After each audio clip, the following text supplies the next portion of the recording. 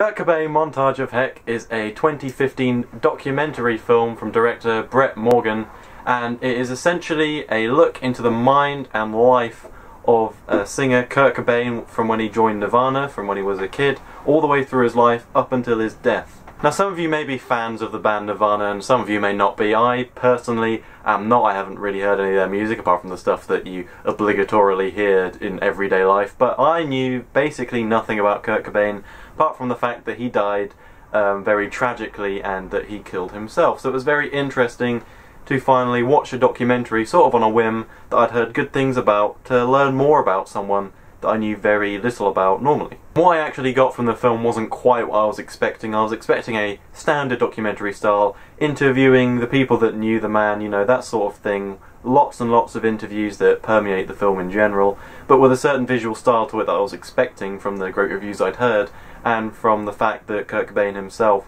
was apparently a very visual character and a very eccentric one as well. What I got instead was a lot less of the standard interview format that I'd come to expect from documentaries and from documentaries I'd seen, such as Fed Up, which I watched a few days prior.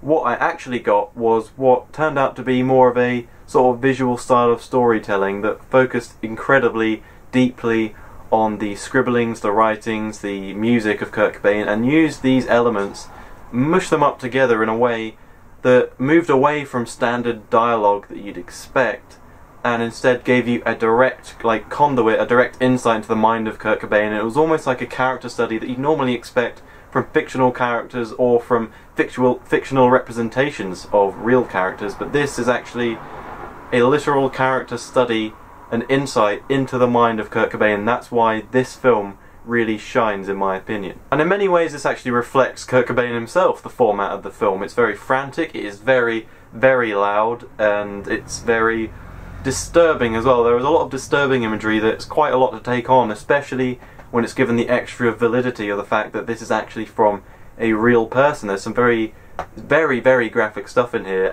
not just visually, but in his written work and actually what he's written himself and the way he writes it. He's definitely got this very unique aesthetic to him, which obviously contributed to his work in Nirvana, and it also delves somewhat into the controversy that he caused with the surrounding media with such strong lyrics, and how he actually dealt with the responsibility that was being put upon him, and with people calling him like the speaker of a lost generation and things like that. It shows how that weighed on him, but it doesn't do it in the way that it's just gonna cop out and just tell you.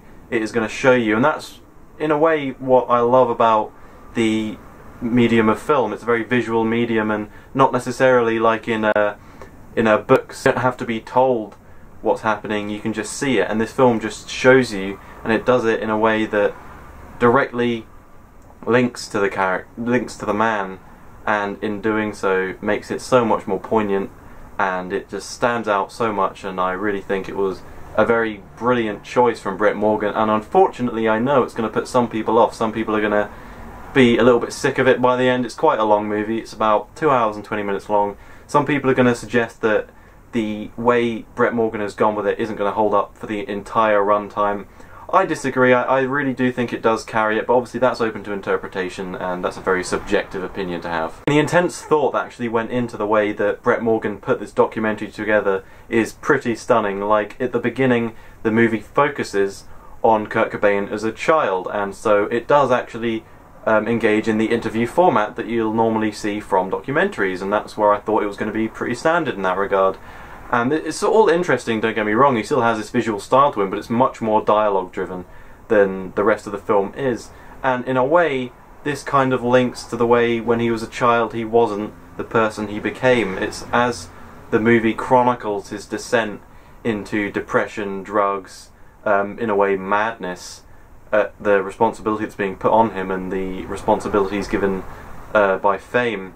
The movie gets a lot more incoherent is the wrong word, but a lot more interpretive than it was before. It's a lot less clear cut, and I think it's great how accurately, or at least how accurately it seems to reflect the man himself. The structure of the film is very, very reflective of the character, and I think that's brilliant. With this mixture of visual styles from, as I've said, scribbles, writings and and music that the camera sort of pans over in very, it's hard to say disturbing ways, but in a very distinctive way that makes it a lot more, almost like a horror film at some points. It's quite impressive and it really needs to be seen.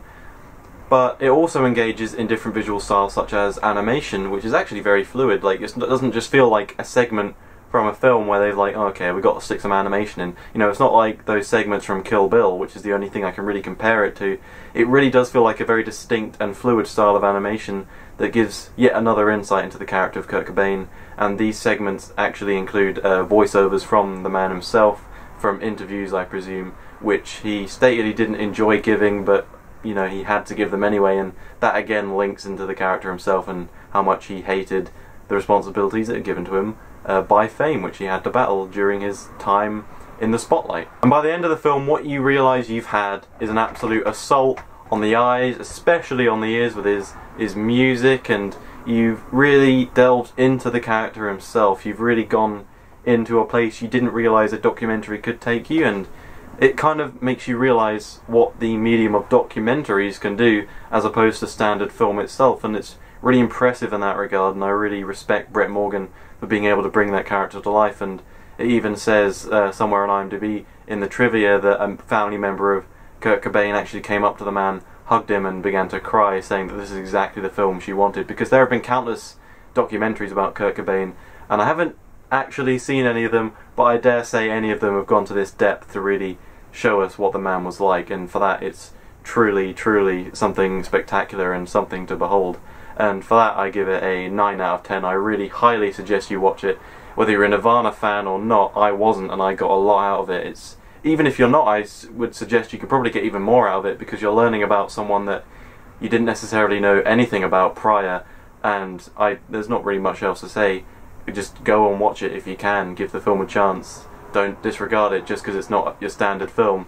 Experience it, try it, and see what you get out of it. So guys, that was my review of Kurt Cobain Montage of Heck. If you liked the video, please like and favourite in the box buttons below, you know what to click. And if you really liked it and want to see more, please subscribe. It helps me way more than you realise. And just thank you so much for watching.